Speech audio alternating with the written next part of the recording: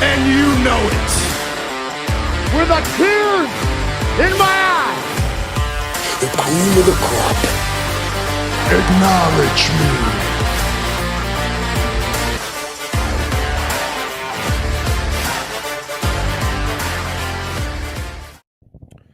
What's up, everybody? It's been a couple of weeks. We didn't do a flagship show last week because we were doing TRN Classic, so here we are back on the air for episode 315 of Top Rope Nation. I'm Ryan Drosty, joined by Jesse Velasquez and Justin Joint, as always, to talk about quite a few topics tonight. We got some AEW to discuss. We've got a big WWE show in Saudi Arabia this weekend to discuss.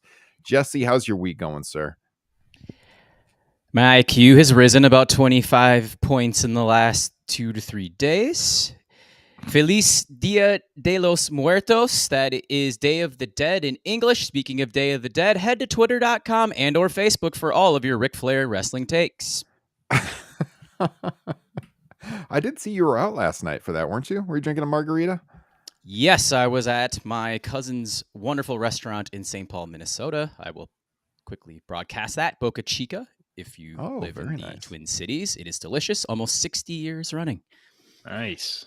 So your cousin has a great restaurant. Your buddy has this distillery. Justin, we got to get up there soon. We got some places to check out since the last time we've been up there. Justin Joint, the last time we did a flagship, you were getting ready to take your son to his first wrestling event, an indie show. So we haven't been able to talk about it since, as I said, we did TRN Classics for Patreon last week. How'd that go for your boy? It was awesome. He absolutely loved it. He was in awe. You know, it was a really small venue. I believe it would be called a bingo hall by many people. But, you know, we had third row seats. We could see everything. And I mean, just the look on his face was worth the admission alone. And then, you know, I can't say I know one of the wrestlers, but I was actually roommates with his aunt years ago. So I kind of know his family. So I got to introduce Kit to him, which he thought was awesome.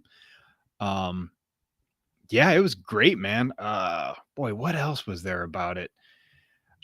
I can say, I mean, obviously it's an indie promotion, so some of the work isn't all that great, but the first match on the card was a legit, really fun, good match.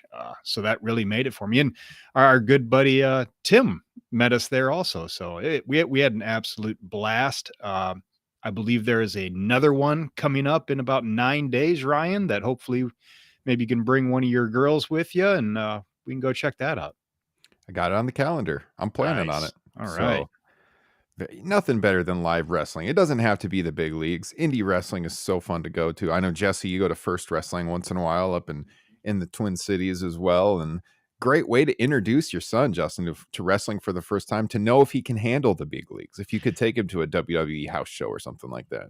Well, and that was the big revelation is he claims to have sensitive ears. So like even when we go to the movies or anything similar to that, or fireworks, we have to bring his noise canceling headphones. Mm-hmm. He took them off halfway through the show. I was like, Dad, I don't need them. And it was loud in there. So he was super into it. It made this dad's heart, you know, fill up all the way to the top.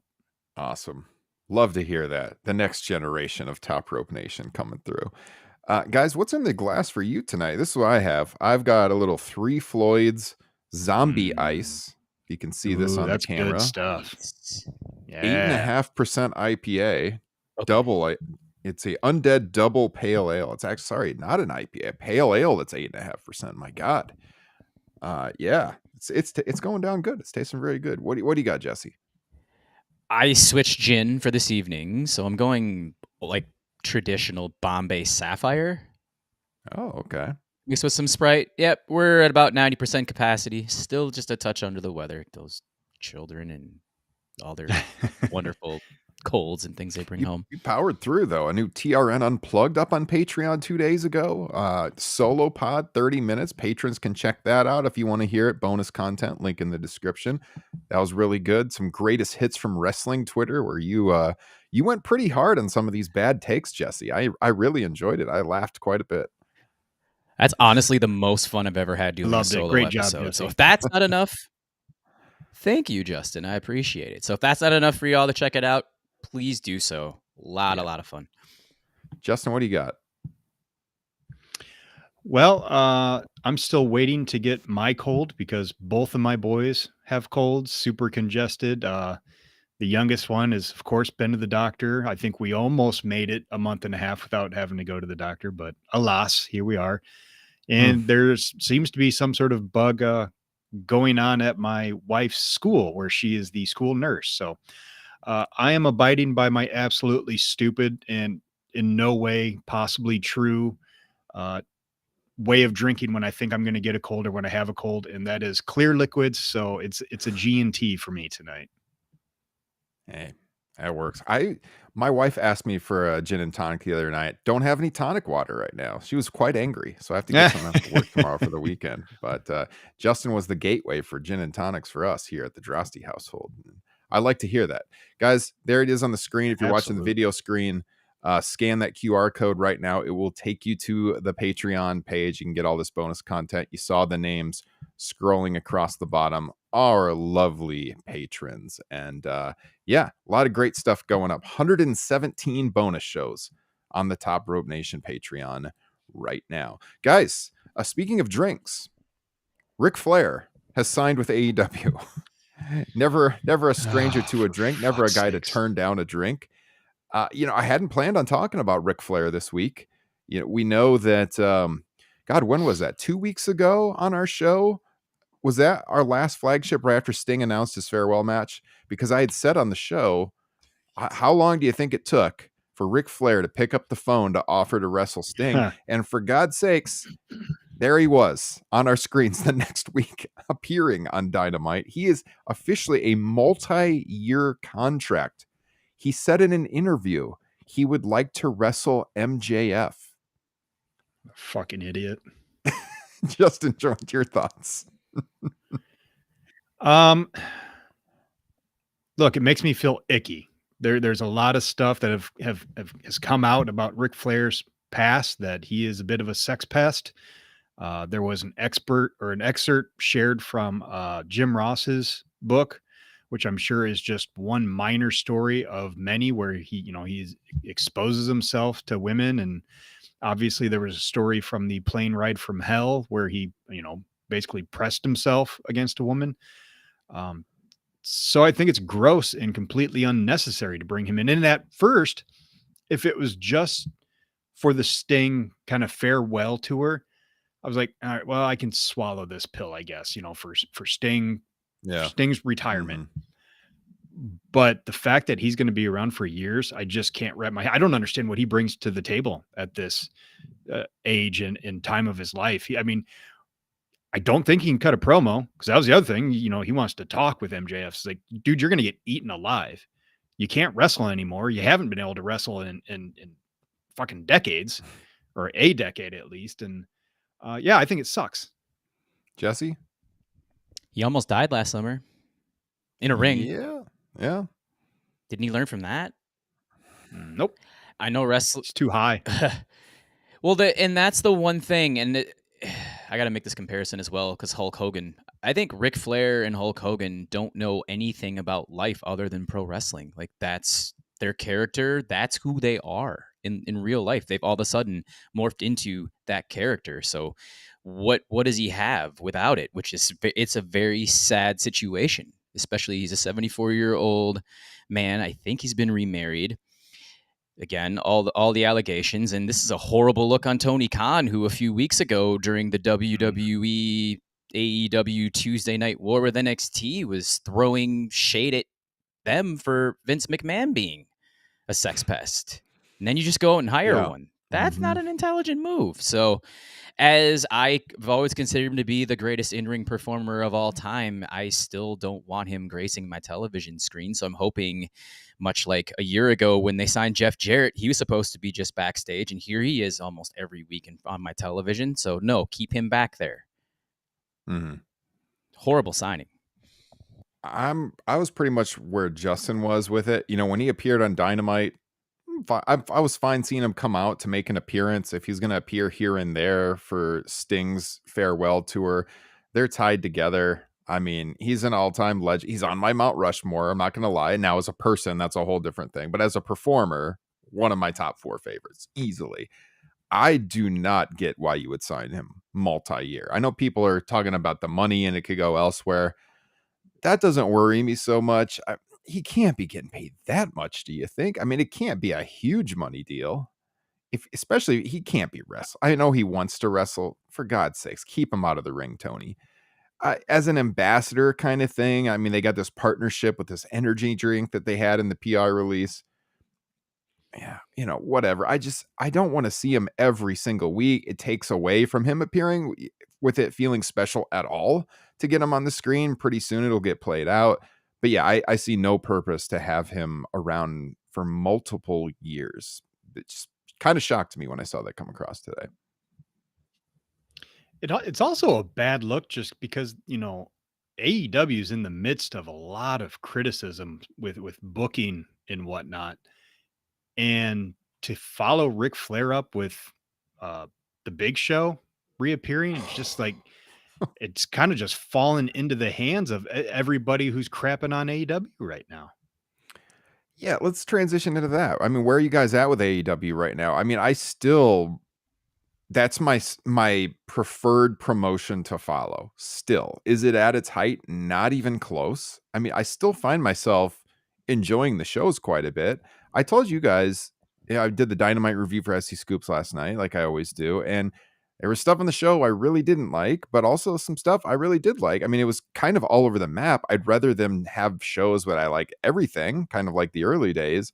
Some of this does seem directionless. I mean, yeah, Big Show walking out. Like, who really wants to see this out of nowhere? I mean, it lacked so much logic. I'm way overseeing Kenny Omega next to Chris Jericho. It's like Kenny is playing second fiddle to Jericho when he's out there, you know, with the whole thing going on with the Callis family. So I don't really need to see that. I loved the opening match with Claudio and Cassidy. That was phenomenal. So, I mean, the opening of the show was hot. Really liked that. The women's stuff did not work, you know, with Sky Blue and the Mist, which they totally missed. No pun intended, with on the camera. You didn't even really see it happen. That was a miss. Tony Storm's still great, though. Still like Tony Storm. So, I mean, it really is all over the map. Justin, where are you at with it? We know you're more of an AEW fan than a WWE fan traditionally on here. Oh, yeah, definitely. I have found myself the last few weeks fast forwarding through more of the shows than I normally would. Now, I messaged you guys earlier today and said I've just been kind of blah about it lately. And I don't think that's entirely on AEW. Part of that is on, my limited free time and how I want to spend it. I'm in the middle of a very fun FIFA franchise. So Nice. I've been wanting to play that a lot more. And with it being Halloween season, I really like watching horror or thriller movies, during this time. So I just haven't been able to. So I've been trying to get through the wrestling a little bit quicker. Having said that, there's still stuff that I will go out of my way to watch. Anything with MJF, anything with Christian. Like you, I'm digging the Tony Storm stuff. I enjoyed the opening match. Claudio, the absolute best and possibly greatest base in all of wrestling for the High Flyers. Mm-hmm. And even like last night, I sped through quite a bit of it, but it had a through line from start to finish of the show with MJF trying to find some partners. You knew who it was going to end up being, but I still thought it was really fun. And speaking of MJF, I know a lot of people are down on it, but I'm enjoying what they're doing with him with this kind of this baby face run. And, I'm almost questioning at every turn, is he going to turn again? And I'm still not 100% convinced that he's not, the devil, the guy in the mask. I don't know how exactly that would work with, the kind of the debut when he attacked Jay White, but and that too, I'm intrigued to find out who this devil is. a little concerned as to who it could be. But boy, if they could pull off a big time swindle and have it be Adam Cole and maybe have worked some of the journalists and maybe his injury isn't real, that would be fantastic. Or if maybe they know the recovery time is going to be a lot quicker than maybe they let on. The impossible scenario, which would be, the dream scenario is CM Punk, the greatest work of all time. Oh man. Yeah. Maybe Brawl In was a work. Not possible, but incredible. That would be incredible though. Yeah. Another one that doesn't make sense would be Britt Baker, because it was pointed out in that Doja Cat video, which was awesome, by the way. She did the devil finger horns, and it looks like this person in the mask is a little bit slighter in stature. So I would also throw out Jack Perry as a possibility. That too doesn't really make a whole lot of sense, other than, the last time we saw him was All In. The last time we saw the mask close to MJF was the promo that him and Adam Cole did afterwards. So that's just some stuff I'm digging right now. Having said all that, there's obviously some major problems. There's reports of their storylines aren't getting fixed until like right before the show, which was a problem with WWE for years. I saw some WWE people on Twitter like, oh, imagine this. Look at all these problems. Like, what? This is like the signature of WWE is not knowing what the hell's going on. Yeah. Until they had to get rid of Vince to fix that. So basically, I have some concerns with AEW. It does feel a little bit chaotic and not in a good way, which in the past it's felt chaotic, but in a good way. Mm-hmm. But there's still a lot to like in the, the people who think this is the end of the world for AEW or the beginning of the end on social media. I think that is just so overblown. Mm-hmm. But yeah, so that's where I am. Sorry for the long ramble. No, you're good. This is your show. You can talk as long as you want. Jesse, what about you? Was more coherent than a lot of WWE's 2021 logic. So, no, I lie in with you.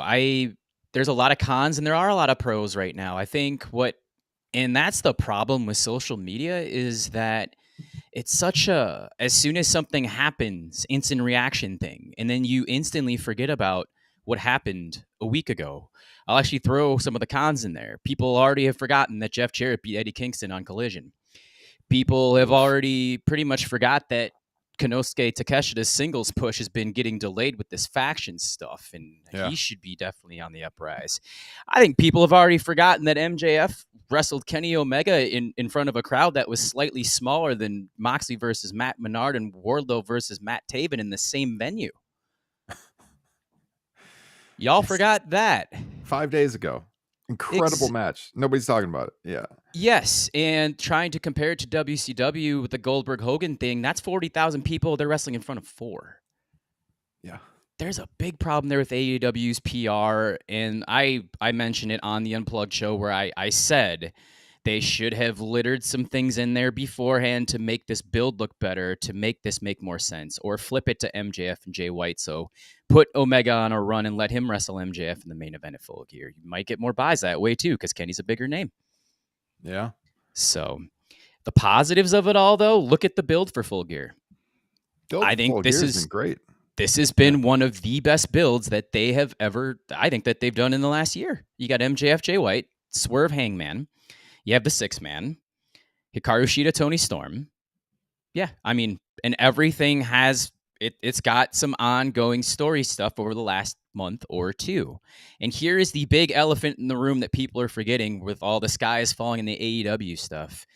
From Forbidden Door until Wrestle Dream, every single pay-per-view has been an A- at worst. Oh, yeah. They've been on a influential run. They're still raking in money in spite of these lower attendances. They're inches away from getting a television deal. Warner Brothers has even gone out of their way to say that they are pleased with the ratings right now, in spite of going up against football, college specifically on Saturday nights, and other pro sports that are going on Wednesdays. So for the doom and gloom naysayers that are trying to compare this to yesteryear, times have changed.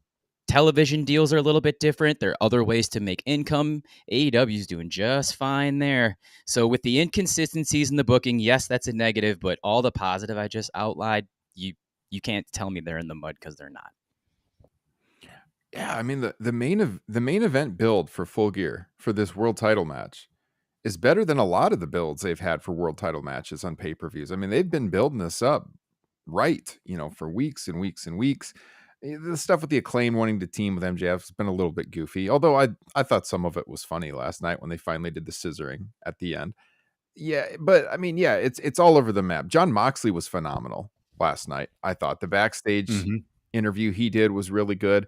Adam Copeland, for the criticism that he got early on, with his delivery and that collision promo he did that was panned, I thought was very good last night. I thought he's warming up to AEW now. Him and Christian are doing good stuff. I mean, everyone could have seen that 6-man match coming, but they finally made it official last night. So he's been good, I thought. So, I mean, yeah, there's things to like, but definitely things to criticize. I mean, we hadn't even been able to talk about the collision match with MJF and Omega, and I think it was rightly criticized with the build. They didn't maximize the profit they could have got out of it. They moved a little bit more tickets at the last minute, but I mean, like you said on Unplugged, Jesse, there was a tease about how many days, like when it was around 26 days or something on Being the Elite, but most people are not watching Being the Elite proportionally. They had just teased it like the week before on Dynamite before the match was announced. So, I mean, yeah, you got to build to those things, and that reeks of the last minute booking. Tony is not a long-term booking guy. He's not, and he's been scared away from it because of all the injuries they've dealt with. Here we got this, one with Bryan Danielson now too. So they need to do a better job of the long-term booking. No question about it. That was a egregious case there. I loved the match. I still don't get why they did it the way that they did. 4,000 people, no pay-per-view. But just as a fan watching it, it was phenomenal. I saw all the comments on social media about just enjoy it, quit analyzing things, just be a fan. Well, we're doing a podcast, so our purpose is to criticize it if it needs to be criticized. And yeah, you can criticize the build for that. But as a fan, of course, it was a phenomenal match. Jesse, you said, what, second best TV match of the year in your opinion, behind the 60-minute tag or 45 minutes, however long that was? I can't remember. Yeah, almost an hour. Yeah. So, I mean, I would agree with that. I enjoyed the hell out of it. I knew it was going to be good, and it was good. But yeah, I think MJF, people are going to look back on this period, and some people are going to blame him because business has turned, as far as ticket sales, down. I mean, their TV ratings are pretty close to where they've been for a long time. There's some variability there, but overall, you got one product that's really hot right now for at least 2023 wrestling with WWE. They are selling a lot of tickets, and AEW is not. That's just a hard fact. I mean, they're not doing well attendance to where they were a couple of years ago. I personally think they need to try some new markets. For God's sakes, how many times is this promotion going to run Texas? No offense, people in Texas, but I see they got another loop of Texas coming up. It's a big state, but I mean, saturation. I think they've done 3 or 4 loops through Texas this year. I mean, I think part of their problem is they're going back to the same places over and over. Hit some new markets. And apparently they're not really promoting in those markets leading up to the show. I mean, we've talked, Justin, as Iowans. They haven't run a show in Iowa yet. Iowa's not a huge state, but it's bigger than a lot of states in this country, population-wise. It is. And you cannot tell me, Justin, that if they ran Des Moines, Iowa, where WWE runs once or twice a year, they wouldn't get more than 3,000 to 4,000 people there. I think they would. It'd be a new market. They have a big building down there. I mean, they had 9,000 for SmackDown when I went in June. This is traditionally, they get some pretty good wrestling crowds down there. They haven't even tried to run there. Try some new markets. The Canadian tour in the summer, those ticket sales were abysmal. You can't tell me that there's not some new markets that you could try that might do better than that. I mean, just give it a try at this point, because you can't just keep beating a dead horse running the same places over and over and over. So I think that would help with tickets maybe, and promoting, as you said. But I mean, overall, I wouldn't say I'm down on the product. Right. I think there's reason to criticize, but I still overall enjoy watching AEW, and I'm really, really looking forward to Full Gear. I mean, I have seen way worse wrestling programming as a fan over the last 20 years than what AEW is putting on right now. Way worse. And certainly it wasn't that long ago WWE was only getting 3,000 to 4,000 people for television tapings too. And they got a lot longer history than this promotion. So all companies go through this. Yeah, and when WWE was doing that business, they probably deserved a lot less people in attendance. For sure. Real quick, just to play devil's advocate to a couple of your points, you're 100% right on rushing MJF and Omega. That is not how you want to do business.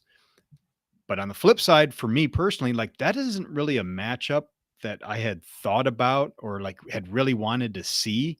And now after having seen it, it's like I will spend money if they want to put that match on a pay-per-view, because those two, I mean, just blew the roof off the place. Just an absolutely tremendous match. So I think it does do possible good things going forward or in the future if you want to put it back on a pay-per-view or something. And then with Tony not booking long term, it seems like that's kind of a, to your point, that's more when all the injuries started happening. I know it's not the same as booking, but he had said that he knew who his first 4 AEW world champions were going to be, and then who was the 5th? CM Punk. And that's when the injury problems started and the flip flopping with the title and all that jazz. So I think he started off as a decent long-term booker, but he's not so much now. And then, that's what I said is he has been scared away from it because of all the injury. Yeah. That's what I've heard, is that because of that, he's not looking long-term as much anymore. Boy, that's a big mistake. And, to Jesse's point about how good the pay-per-views have been going back to Forbidden Door, I think that's another reason why we might not see any changes or fixes, is because Tony Khan's just going to look at that and be like, we're doing just fine. Why am I going to change anything? It's like, you can always improve, buddy. Yeah. Can improve on those announcements. I mean, oh my God. You can't tease a major announcement and have it be a ticket on sale. I know it's a big show, but the majority of your audience can't even overseas. For the majority of AEW's audience is here in North America. What? Nobody. This is like the boy who cries wolf. Nobody can take this seriously when that's what this. It could have just been a PR email, and it would have got out there on all the websites. Everyone would have found out about it. It would have been on Twitter. It would have been on Instagram in minutes. And you can't put that on TV. I mean, I think that's getting panned, and rightfully so. You can put it on TV, but not as a major announcement. Yeah. Yeah. I mean, you could just have it run as a banner across the bottom, and that's totally fine. You should put it on TV. Yeah. Let me rephrase. You should put it on TV, just not with the hype that they gave it.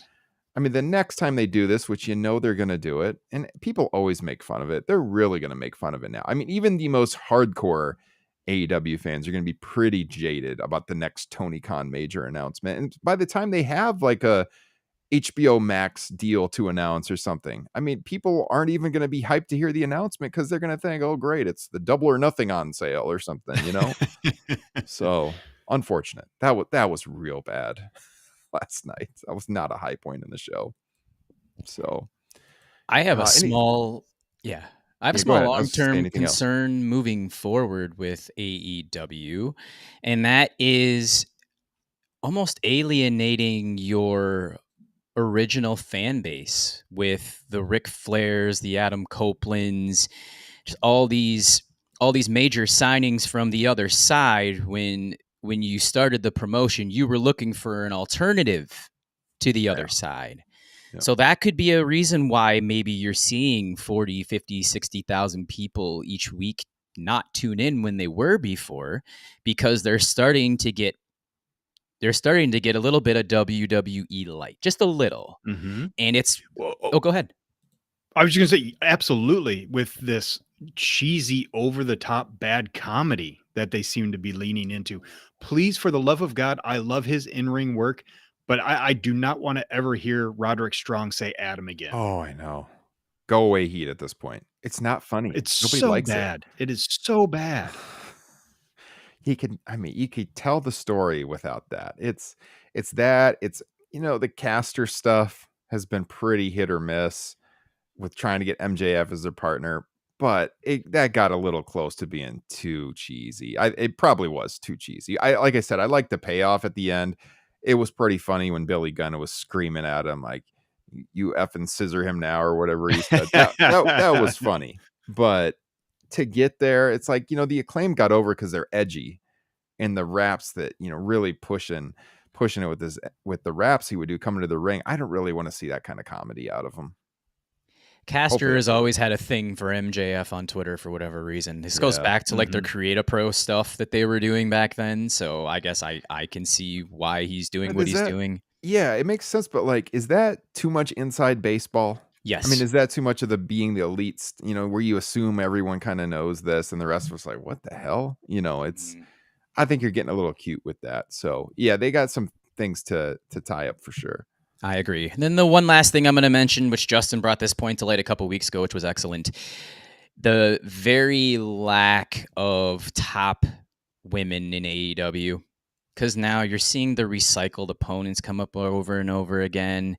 You're seeing somebody lose the TBS title opportunity or lose to Statlander and then 2 weeks later get a world title shot. It's happened to Soho and Willow. It does not look good at all. So, and what is this saying to like a Mercedes Vernado if she decides to come in? What's this also saying to Mariah May, who looks like the big next free agent that's going to be stepping into AEW, coming over from Stardom? Almost like a carbon copy of almost like a Tony Storm, Tiffany Stratton hybrid. Mm-hmm. Yeah. Yeah, that's always been the criticism in AEW. The women's division has never got the attention. We've talked a lot about on the show with match placement too. But yeah, they really got to have some more direction there moving forward for sure. Yeah, it's just, I always watch Dynamite. I'm not going to lie. Since Punk left, Collision's hit or miss for me. I do not watch it every week as religiously as I did before. You guys? It's kind of like a better version of Rampage where I don't watch it live ever. It's a DVR show for me. And that's based on the hearsay of which match I should probably go watch. Yeah, totally. Yeah. I watch Collision every other week. And it was their best show, and, it was the Punk show. Then it was going to become the Bryan show. Bryan was going to help book it now. Now Bryan's out. I mean, show seems very much in flux right now. Yeah, because Rampage is, for the most part, dead in the water. They actually put on a great one. I actually went on my way to DVR it and watched it. I was very impressed. But, I mean, you still got to drum up more attention for me to tune in or at least DVR it every week. Yeah. All right. So let's transition to WWE now, because I think there's a good tie-in with something that Justin said. So you mentioned with MJF, what you liked is, like the show long angle where he's trying to get his partners. And I like that too, because it ties the beginning to the end nicely, keeps you tuned in throughout. WWE has been doing this. The booking in WWE has been a lot better. We've talked about this on the show. I very much enjoy both products right now. I'm not going to lie. I don't watch Raw every week. The 3 hours is still a slog. I will watch highlights most of the time or skim through what happened on my DVR. SmackDown, now I'm reviewing it for SEScoops, so I'm always watching it. But before that, I was still mostly watching it if I could, or watching it Saturday mornings. It's always an easy watch. And the build to LA Knight and Roman Reigns at Crown Jewel last week's SmackDown was very good with, you actually had Roman in the build. They did the contract signing at the beginning. It was LA Knight kind of getting one over on Roman throughout the show. That was the story. Like at the very beginning, Roman comes out, LA Knight interrupted his entrance. He came off looking better during the contract signing. Then at the end, Roman tried to come out, take him down, and instead LA Knight got the upper hand yet again. So they're telling the story that Roman can't get the upper hand on this guy. Spoiler alert, I do not think that there is a hope in hell that LA Knight's winning the title this Saturday at Crown Jewel, but they've done a good job in building to this match, I think. And, Yeah, I mean, they're telling logical stories in WWE right now. That product's been very good lately, Jesse. Yeah, everything does make sense. And I mentioned that LA Knight, this is a heat check for him, possibly, just to see how well he can hold up in a main event setting going against Roman Reigns. He's never been here before. Yeah. We talked about this. He's a 40-year-old who's, I don't think he's really been in the top of the, I don't think he was in the top of the card at TNA if he was like as Eli Drake, and then same thing in NWA. He never, Nick Aldis was champion there forever. So Yeah.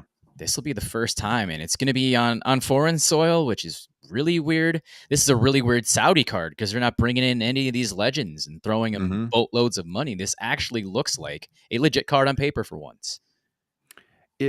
The promo that the two did during the contract signing on SmackDown was basically like Roman just joking around with him like he's a nobody. He talked about how, this was his first title opportunity and he was going to take it easy on him. But LA Knight, they had coming back strong. He talked about how I've never had a title opportunity, but I only need one. He said he didn't have to find his way like Roman, acknowledging all the missed pushes over the years and all of that. And so didn't he say something about the suffering succotash? Yeah. He's something about finding your way doing the suffering succotash bit. Yeah. He quoted that in the interview. So, I mean, in the end, Jimmy attacked him. They set up the main event, but the show goes off the air with LA Knight getting the upper hand. And so I've enjoyed the build to this. I'm looking forward to see how he does with this platform in the main event. I mean, as I said, even though this guy is moving the most merch in the company right now, and he has been for quite some time, and he's super over. I mean, that you can't have Roman Reigns hold the title for 3 years and lose it in the afternoon North American time in Saudi Arabia with a non-traditional crowd. It's just not going to happen. But I'm curious to see how the match goes and how he does. So I'm intrigued to watch it. So any other thoughts on Roman and LA Knight, guys, before we look elsewhere on the card? I mean, I am very curious to see LA Knight in a big time match because I don't think we've really seen that yet. I mean, have we seen a single standout in-ring performance from LA Knight?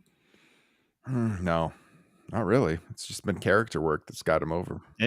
It's obvious he has it on the mic, but we need to see it in the ring. And God forbid it's just not your typical paint by colors or paint by number Roman Reigns match. Yeah. I know. And like I mentioned, that PWO message board hit the nail on the head with Triple H and his booking of heel champions. And baby faces just have no room in this company to actually succeed in a story when they're, in most cases, heroes are supposed to be the ones that are the triumphant ones in the end. That's a problem. Yeah. That's just, I mean, Ryan already hit the big point. And it would be insane to end this Roman Reigns championship run in Saudi Arabia, especially when you're staring down the barrel of WrestleMania 40. I mean, the only reason that makes you think twice is because of how hot LA Knight is. But I would be stunned if they did the title switch. And Roman skipping Survivor Series from what it sounds like too. So his next appearance, Royal Rumble. That'll be title defense number 7 or 8 in the last year and a half, 2 years. Mm-hmm. I can't wait for this reign to end. It's so boring at this point. Yeah. Well, WrestleMania, right? Just around the corner. Maybe. Or like we've said on the pod, by the time you get there, well, Hogan's actual record's not too far away. Maybe we could go a few more months at this point. We're only in the 4th inning now of this story. Who knows? Oh, God. Baseball's over. It ended last night. A lot of walks hit by pitches to get to this point. Sacrifice fly here and there. Yeah, a lot of runs being scored on behalf of the bloodline. What have you guys thought about John Cena and his return here? Well, I think I've been calling him the out-of-work actor John Cena with the strike amongst the actors going on in Hollywood. And he's been around more than you would have thought because he's got nothing else to do really at this point in time. And he is wrestling.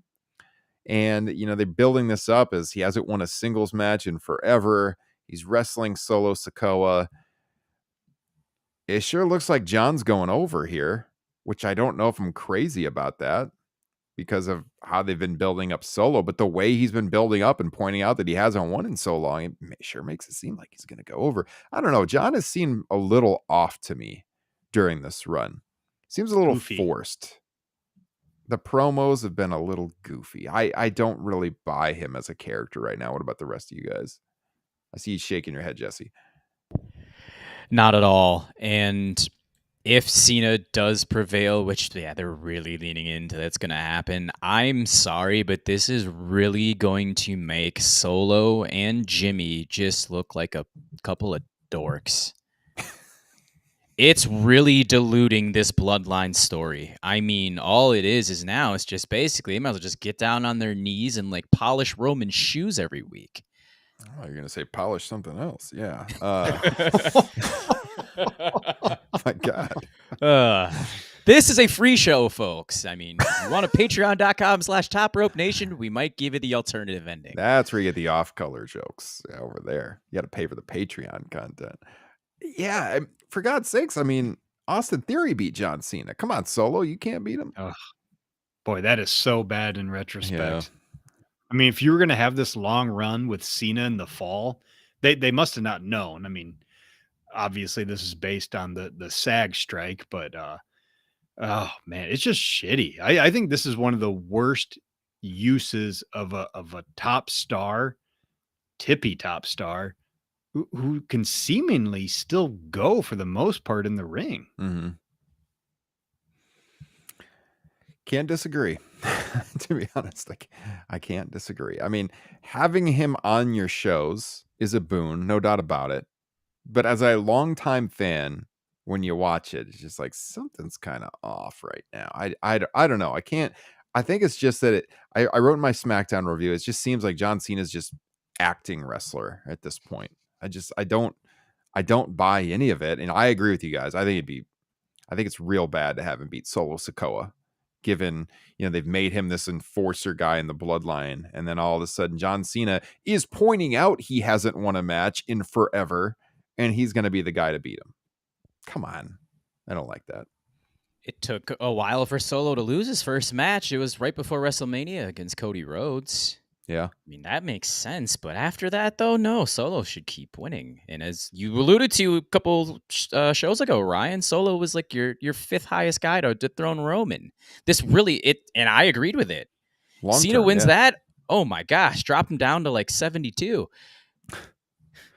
I'm like browsing through John Cena's match history right now, and I might have skipped it, but I think his last singles match was over Hunter at Greatest Royal Rumble in April of 2018. I mean, he's had some like house show matches where he's gotten wins, several over Baron Corbin back in 2019.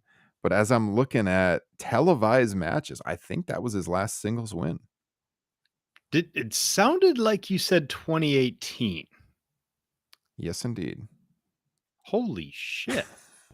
5.5 years. It was like right after the WrestleMania we went to in New Orleans. Greatest Royal Rumble was like a couple weeks after that. Well,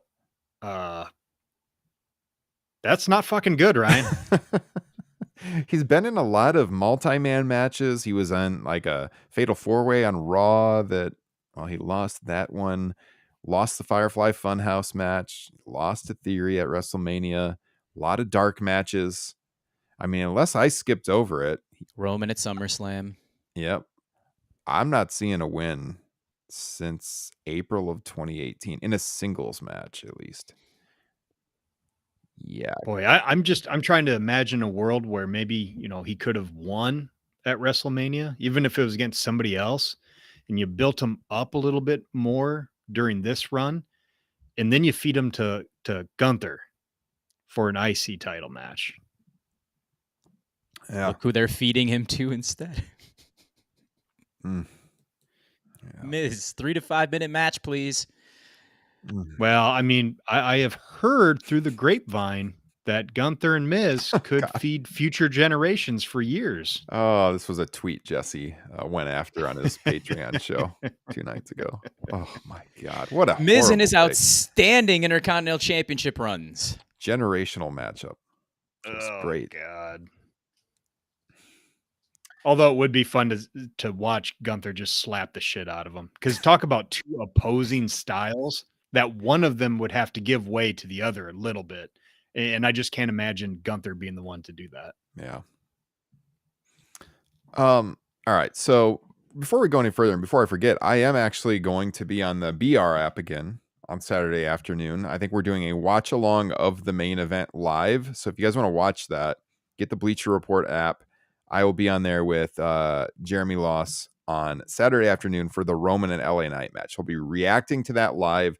I may post the audio on our Patreon. I did that for the last time I was on the BR app. I was able to pull the audio there, and they're totally cool with that. So I might do that for those of you that want to hear it after the fact. But get the BR app. It's a lot of fun. The chat room really gets hot. And yeah, I'll be doing that and a couple other shows this month. So I'll keep you guys all informed on that moving forward. Elsewhere on the card, you guys, at Crown Jewel, Iyo Sky defending the women's title against Bianca Belair. Odds that Bianca Belair regains the title, Jesse. What do you think? There goes my $1 million loft.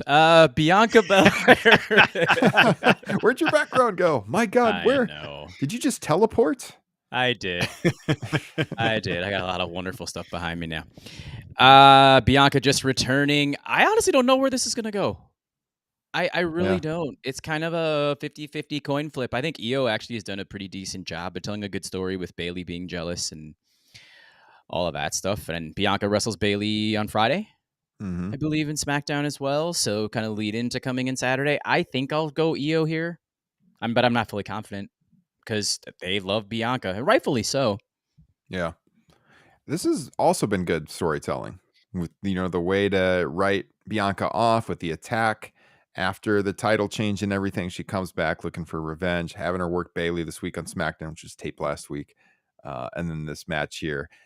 Yeah, I don't think she's going to win here. I mean, I wouldn't be surprised to see her get the win soon and they run it back again. But I'll go with Iyo Sky here in this match, I think. Justin, any thoughts? Nope. I mean, the only thing, I'm looking at this card and I got to think there's going to be one title change. Don't you think? At least one. U.S. title? That's kind of where I'm leaning, which there's another one I'm kind of got my eye on, but that one's doubtful. But yeah, I think it's either going to be the U.S. title or this one, the women's championship. But I don't know. It still feels like you'd kind of be hurting Iyo Sky a little bit. Like there's got to be a little bit more to her reign before you take the title off of her. I agree. I think just to immediately do the title switch after the story they've told is not something to do. I think they keep building this up here. So I'll go Iyo here. I'm picking John Cena against Solo. Roman in the main event, of course. I don't really have any deep thoughts on Cody and Damian Priest. What do you think, Jesse? I actually do have a very deep thought on this one. I truly believe that every African American's favorite underdog, Cody Rhodes, is going to prevail here. No. Oh, no. Oh, there was an individual on Twitter who said that. Oh, and another one that you can hear on the Patreon feed as Jesse goes all in on that one. As well as another tweet from that individual. Not good. You got Cody in this match, though? I'm curious as to if this is going to lead to a match for the briefcase. Because I just don't see a road. Yeah, my original thought, too. Yeah. I just don't see a road where Damian Priest has a successful cash-in. And I don't see a world where Cody wins 2 Royal Rumbles in a row. Yeah. But I don't know. I mean, I could be wrong. I actually think that makes 100% sense from a logical perspective. Because, again, you don't have to worry about throwing Cody in the Rumble. He can go win Damian's briefcase and go, guess what? Roman, you and me, WrestleMania. Yeah, I think we brought this up. I know I have said that on the pod like a couple of months ago. I think soon after he won it, I thought he's not going to win. This could be a way to get Cody back into the title picture without the Rumble. That would be totally logical, I think. So if they do that, then do you have Damian win here if they're going to do that match down the line? Or do you have Cody win and Damian wants to get his win back and Cody's like, sure, you can have another shot, but you're going to have to put the briefcase up for it. Yeah. Something along that lines. But yeah, but to your point, the other way is to kind of heat up the feud a little bit. And that, of course, would need a heel victory. Mm-hmm. I did. And how does the Judgment Day play into it all? Which alludes to that promo that Cody cut at the end of Raw, which was great, where he mentioned that Damian was falling. He fell behind in the pecking order. He always walked behind the Judgment Day. He wasn't a leader. So kind of putting some doubts into his head. I did enjoy that promo quite a bit. Yeah.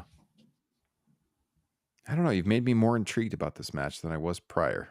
So we'll see. Yeah, I actually was going to pick Logan Paul over Rey Mysterio in this U.S. title match. I think if you're looking for a title change, that one has the highest odds of happening, at least to me. Does Logan have any more big boxing matches coming up? I mean, is he going to be able to actually be on TV until like WrestleMania? Because if that's the case, then absolutely you should have him go over here. He just had one a few weeks ago. So I don't... Probably not anytime Not soon. to my knowledge, no. At least for a couple of months, I wouldn't think. Yeah. You think there was incentive for him to make a lot of money these next 6 months. So give him the United States title, let another heel reign supreme with a title. Mm-hmm. Ooh, boy, that's a good point, though. It's like, would that be every single person would be a heel that has a title? Yes, on the male side. Yeah. Yes. Female, is Iyo considered? What is she considered? Well, she's yeah, grouped with Heel, heels, yeah. right? Yeah. The crowd still cheers for her, though. But yeah. Yeah, she's really good. Rhea is considered a heel. I could see her going, well, no. I don't know. It's hard to say with her. Because she gets a lot of cheers, too. Yeah. I mean, she's the leader of Judgment Day. I mean, she seems like the alpha in that group. And I can't have her lose. Looking at this match, Nia Jax, Shayna Baszler, Zoe Stark, and Raquel Rodriguez. I mean, I think she retains there. This Nia Jax return, I don't know who was pining for that one, but I just cannot imagine wanting to see it. But here she is, fatal 5-way. I think Ripley losing here would be an even worse look than Roman Reigns losing on this show. In some random 5-way match where you're already kind of, the depth of the women's division is suspect. And then you have this 5-way and that's where you have her lose. I mean, you have the excuse of like, I guess somebody could pin somebody else to get the win and cheat, but I don't know, that feels... It'd be horrible. Yeah. Do that. Yeah. Nah, I don't like that. The only title change on this entire card that makes any sense was Logan Paul. Just because, I mean, Rey Mysterio doesn't really need to be U.S. champion. He's a legend. Logan Paul's a big name. Have him wrestle at Survivor Series. You're not going to have Roman there. Get Logan Paul wrestling on the show. Add some star power to the show. I like Logan Paul as winning a title. Seth Rollins, I don't think is losing to Drew McIntyre. Ooh. Wouldn't hate it. I wouldn't hate it. I wouldn't hate it, but I'm not going to pick it to happen here. It's another thing where it's like, I know they've done it before. I just don't see world titles changing hands on these Saudi Arabia shows. To me, the location and the kind of response you get from the crowd, non-traditional crowd, the airtime here in the U, I just don't like doing world title changes on these shows. Has it happened 2 or 3 times? I can name 2. Did Brock beat Braun for the world title at one? A world title, I'm pretty sure. I can't even remember what the 2 I can name are The Fiend over Seth Rollins. That's the one I was thinking of, yeah. Goldberg over Kevin Owens. That's all I can name. And then I thought maybe Brock beat Roman there once. Goldberg and Kevin Owens had it happen at a Saudi show? I believe it did. Wasn't that like Fastlane? Or I'm sorry, Goldberg and The Fiend. Didn't that happen at Oh, Saudi. yeah. You're right. You're Yeah. right. It's one I wanted to The forget. Owens one I think was in like That was Milwaukee or fucking something. horrid. Yes. That I knew Yeah. it was Goldberg winning there. Yeah, it was over But Bray yeah, Wyatt. yeah. I am fairly certain Braun got beat when he was champion. So he But lost. I think with Seth being the first with this new title and everything, I just don't like the title change happening on this show. Devil's advocate is Seth is a made man. Like he's going to be a top guy in your promotion for the foreseeable future. And it feels like Drew is floundering a little bit. I mean, he's been doing great promo work, recently. They've built this feud up great.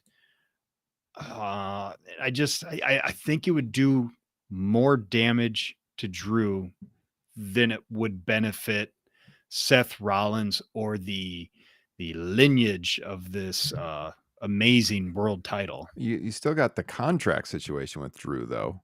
I mean, do you do that to sweeten him up to stay? Because he hasn't. No, he hasn't you only do re-signed. it if he has. Yeah. That's my assumption is that he would have re-signed if he wins the title. Yeah. Yeah, you guys mentioned that. I was going to bring up the contract stuff. I heard that promo was outstanding, by the way. The Seth and Drew back and forth, where they actually brought up Seth saying, "I don't feel sorry for you for having your title being spoiled due to COVID."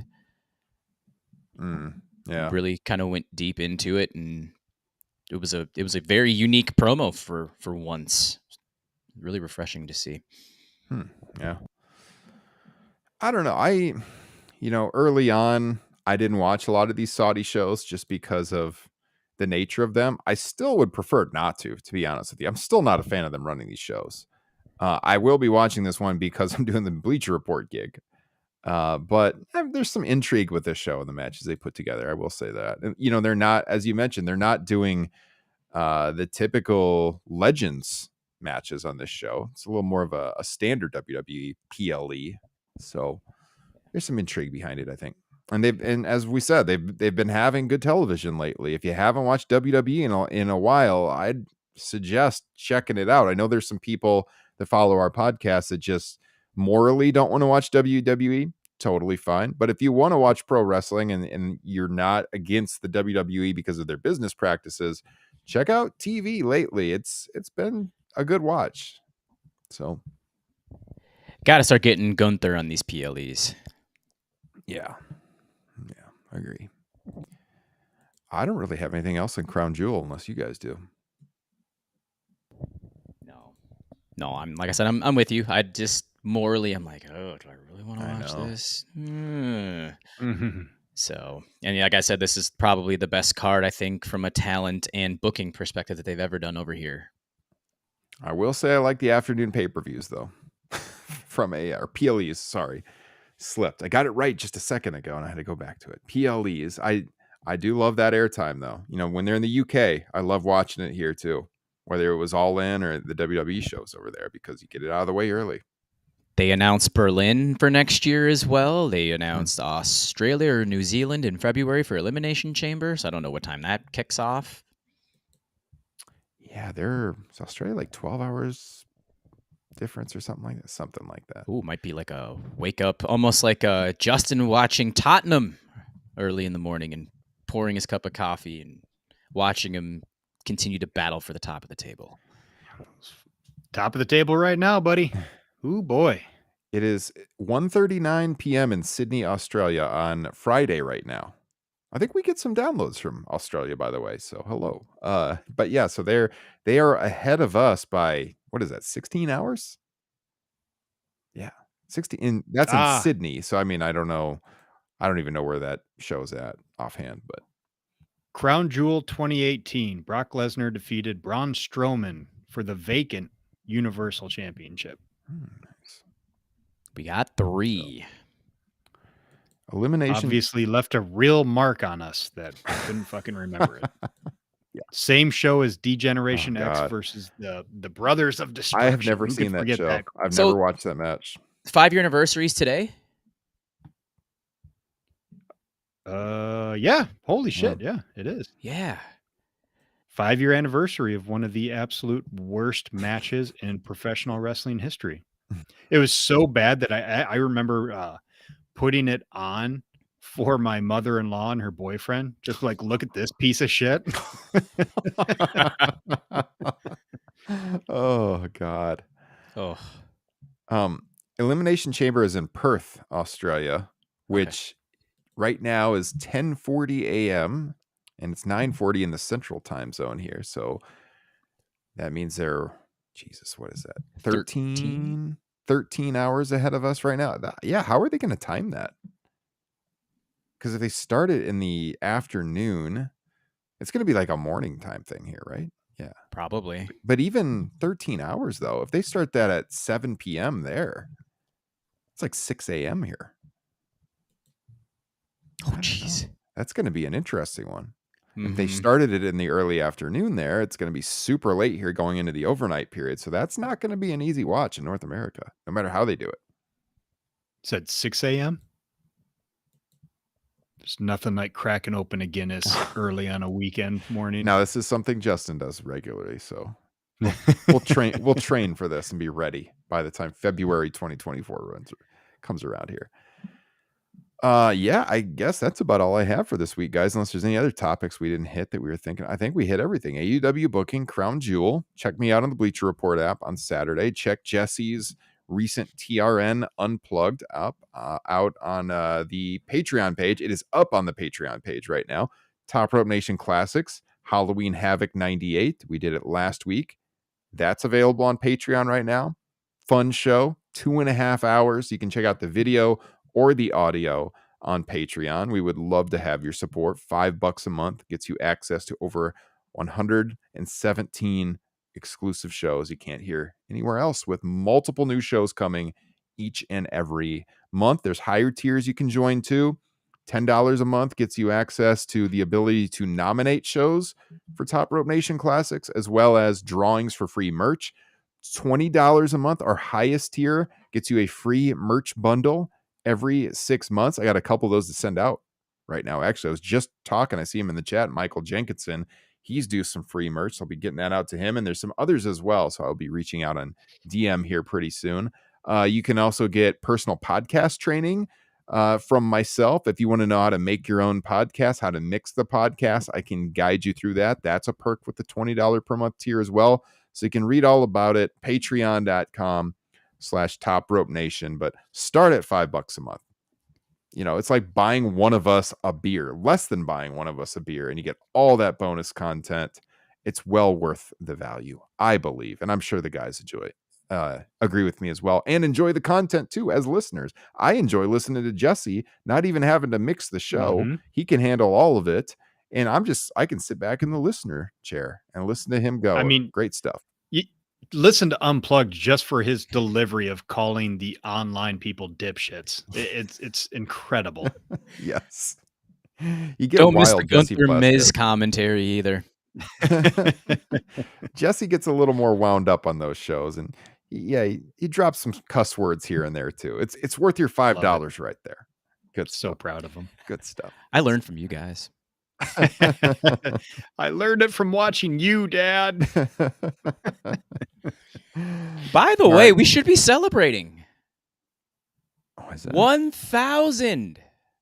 Oh, yes, indeed. We hit 1,000 subscribers on YouTube. Finally. Thank you to all of you who sub to the YouTube channel. We are there now. We are partners on YouTube. 1,000 subscribers. A big landmark for Top Rope Nation. Rob Wilkins, right? Helped put us over the top from Fightful. Yes, and a handful of other Fightful Select listeners that I've had the good fortune of being on their pre-shows with subscribed, so they put us over the top. Yeah, appreciate that, Thank guys. You had sent that message the other morning. You're like, I think this is the day we go over 1,000, and it was like minutes later. It seemed like that we hit 1K on there, so that was awesome to see. Appreciate you guys out there for doing that, and join us on the live streams. Always a lot of fun. Get in the chat room, get these popping. I'd like to have, we had some people here tonight, but I'd like to see the numbers tick up for these live shows. So join us some week, guys. Plan on it. I know a lot of our listeners are in the UK, so it doesn't work out time-wise, but we've got some afternoon shows probably coming up here, reviewing some of these pay-per-views in November. So hopefully we'll see some of you guys overseas live in the chat room. We got a great show coming out next week, by the way. Episode 316. Next Thursday night. It's time to start researching, Justin, because finally another I'm fantasy so draft. glad you reminded me. Yeah. You're going to spend this weekend with Stone Cold Steve Austin. Justin Joint. Oh, hell yeah. Gee, I wonder what we're drinking next weekend or next Thursday. Yeah. Fortunately, that's one beer we can't get our hands on around here. I know. I had some, but I recently ran out. I don't know if they have it here in Minnesota, but I'm going to look. Well, I mean, I would. Does our special guest drafter, doesn't he have like some means to get some and maybe send them to us? He's got access for sure. That's where I usually pick it up. I'll reveal it because I double checked with him the other night to make sure he's still on board. He is. So we are going to have Zach Haydorn from Pro Wrestling Torch. He's been on the show many times before, but it's been quite some time. We thought Zach would be the perfect guest for a Stone Cold Steve Austin fantasy draft because he has a book on Steve Austin coming out, which I think is going to get a lot of publicity when that hits bookshelves. I know I pre-ordered it. I know a lot of you guys did as well out there. I was originally supposed to drop in August, got pushed back a little bit. It is coming very soon. I will let Zach talk about it next week. But with Zach having written an entire book on the artistry of Steve Austin, who better to join us on the Steve Austin fantasy draft? So I hope you all will join us next week for that. I am really looking forward to it. It's been a long time since we've done a fantasy draft, and they're always some of our most popular shows.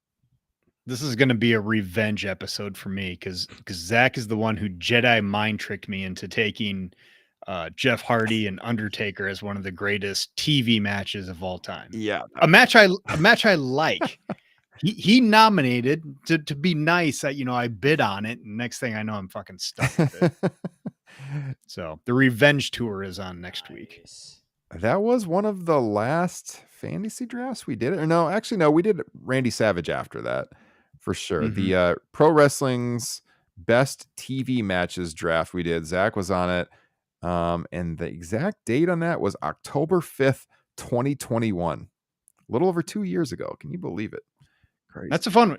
Everybody should go back and listen to it because I'm pretty sure we're going to do this one the same way we did that one, which it's going to be a mix of like an auction fantasy draft. Yes, there'll be a little wrinkle to that. If you want to hear how that kind of works, go back. October 2021. It's on our YouTube channel. If you go to just our main channel, youtube.com/Top Rope Nation, I actually have a playlist of all the fantasy drafts that were video streamed. Not all of them were. Some of the early ones were not video streamed. I know the Undertaker one was not.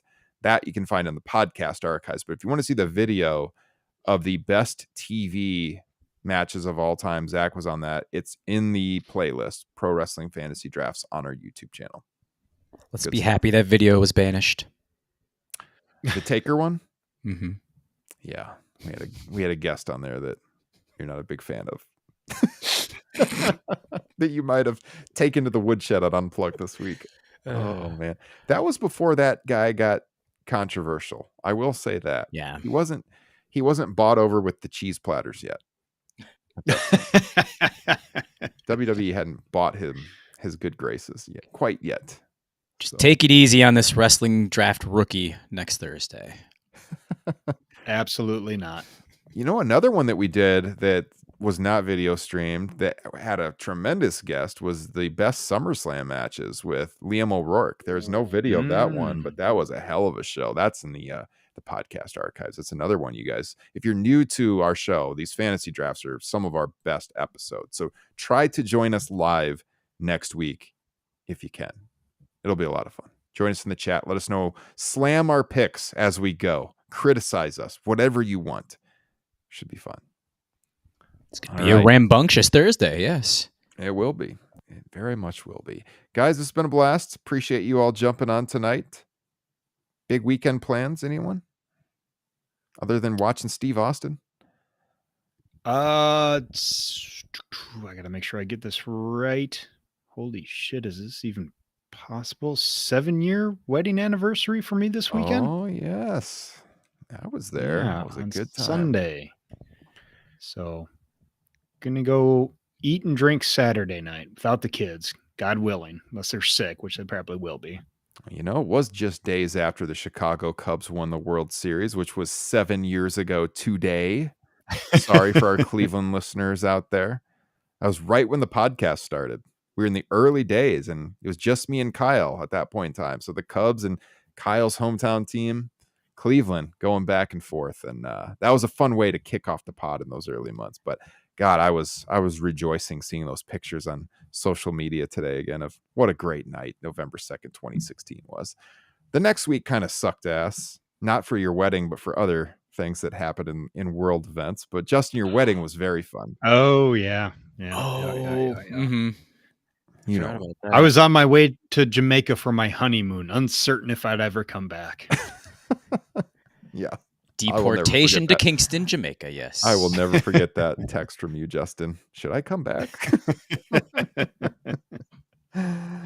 Well, you guys should come back next week for this pod. It'll be fun. Episode 316. Ooh, nice one. Looking forward to it, you guys. Thanks for checking out the pod. Subscribe wherever you're getting your podcast. Subscribe to the channel. Keep those numbers growing on YouTube. And as we said, Patreon, the best way to support what we do. We will talk to you all again real soon. Hope you have a great weekend and take care. Peace.